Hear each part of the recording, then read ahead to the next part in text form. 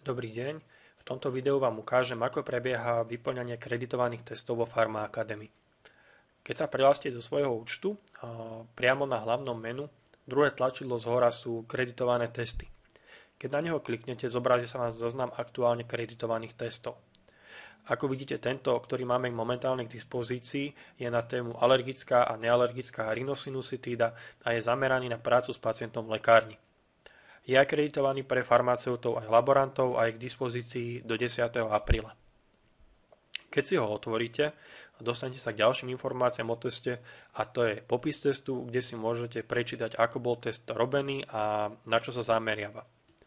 Ďalším dôležitým bodom, ktorý budete na vyplňanie testu potrebovať, je vzdelávací materiál. Kliknutím na tento odkaz si vzdelávací materiál môžete otvoriť. Je to samostatný PDF súbor, ktorý si môžete stiahnuť, môžete ho mať otvorený počas vyplňania testu, alebo si ho môžete vytlačiť a listovať ňom počas toho, ako s testom pracujete. Odpoveď na každú jednu otázku sa nachádza v tomto vzdelávacom materiáli. Preto odporúčam, aby ste si predtým, než spustíte test, tento materiál aspoň jedenkrát prečítali.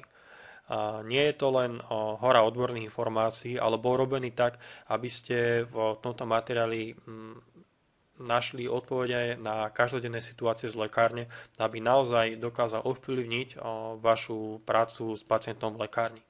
Okrem samotných informácií, ktoré potrebujete na zvládnutie akreditovaného testu, vo Pharma Academy robíme odborné materiály tak, že obsahujú aj ďalší obsah, ktorý nie je nevyhnutne potrebný na to, aby ste absolvovali kreditovaný test. Ozvlášť by som chcel vyzdvihnúť, že vo Pharma Academy pripravujeme vždy aj nekreditované testy k tejto téme, ktorá je pre tých, ktorí majú záujem pre seba urobiť ešte niečo viac. Teraz sa vrátime naspäť do Pharma Academy a ďalším bodom sú podmienky získavania kreditov prostredníctvom AD testov. Tieto podmienky sú dané legislatívou a keď si ich otvoríte, je to vlastne v bodoch rozpísaný návod, ako AD test vyplňať a to je vlastne to, čo robím aj priamo v tomto videu, aby som vám ukázal, ako vyplňanie AD testu vyzerá a čo všetko obnáša. Na to, aby ste teda mohli spustiť test, je potrebné súhlasiť s podmienkami získavania kreditov, pretože to tak vyžaduje legislatíva. Spustíme teraz test a to, čo si môžete všimnúť, je, že sa začalo odpočítavanie. Na vypracovanie testu máte 40 minút, bežne vám stačí 15 až 20 minút, čiže čas máte vždy viac ako dosť. Jediné, čo treba poznamenať je, že tento čas sa už nedá zastaviť po spustení a to ani vtedy, keby ste ukončili prehľadač alebo dokonca vypli celý počítač. Čas stále beží. Každý test je iný, pretože z celkového zoznamu otázok sa vždy náhodne vyberie 20. Odpovede tie môžu byť všetky 4 správne, alebo môžu byť aj všetky 4 nesprávne. Vždy vyberáte len tie odpovede, o ktorých si myslíte, že sú správne, tie, ktoré sú nesprávne, nechávate tak neoznačené. Označím pár otázok. Pokiaľ sa chcete vrátiť k niektorej otázke a zmeniť odpoveď, nie je problém. Kedykoľvek počas tohto času, ktorý na vypracovanie testu máte, môžete chodiť v teste hore-dole a meniť odpovede tak, ako si myslíte, že je to správne. Vždy sa môže stať, že spadne vám internet alebo vám zamrzne počítač. Ukážem vám to napríklad na tom príklade, že ukončím teraz svoj prehliadač a aby ste videli, že nič z toho, čo ste urobili, ste neprišli, že Pharma Academy si všetko pamätá, čo ste urobili.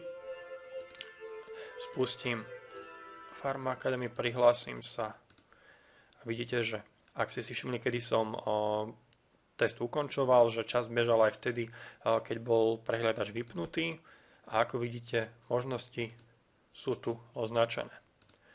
Čiže nemusíte sa báť, keby sa náhodou niečo stalo aj v tom prípade, že máte za sebou 3/4 testu, pokiaľ sa v tomto časovom limite stihnete naspäť prihlásiť do tohoto testu a to napríklad aj z úplneného počítača, všetky vaše odpovede sú uložené.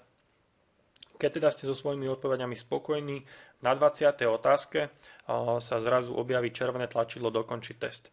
Po kliknutí tohto tlačidla už nie je možné robiť žiadne úpravy vo vašich odpovediach. Čiže teraz dokončím test. Tu vidíte vyhodnotenie svojho testu. Výsledok vám bol odoslaný aj na e-mail. Kľúčové pre zaznamenanie výsledku je zobrazenie tohto vyhodnotenia. Čiže ak by vám náhodou e-mail neprišiel, vôbec to nevadí. Pokiaľ dosiahnete výsledok viac ako 80%, získavate za test 2 kredity. Medzi 60 až 80% získavate len 1 kredit a pod 60% nezískavate žiadne kredity. Pokiaľ s výsledkom nie ste spokojní, môžete ho za 3 dní opakovať. A Pharma Academy vám ukáže aj presný dátum a čas, kedy si môžete test zopakovať. Pokiaľ patríte medzi tých, ktorí si všetko nechávajú na poslednú chvíľu a do ukončenia zverejnenia testu je už menej ako 3 dni, tak potom už žiadnu ďalšiu možnosť na opravu mať nebudete. Preto si dávajte veľký pozor, najmä ku koncu zverejnenia kreditovaného testu, aby ste zbytočne neprišli o kredity. Pokiaľ z vášho účtu znova spustíte kreditovaný test, predchádzajúci výsledok je úplne vymazaný. Dúfam, že vám toto video pomohlo a máte lepšiu predstavu o tom, ako kreditované testy na internete prebiehajú. Ďakujem za pozornosť.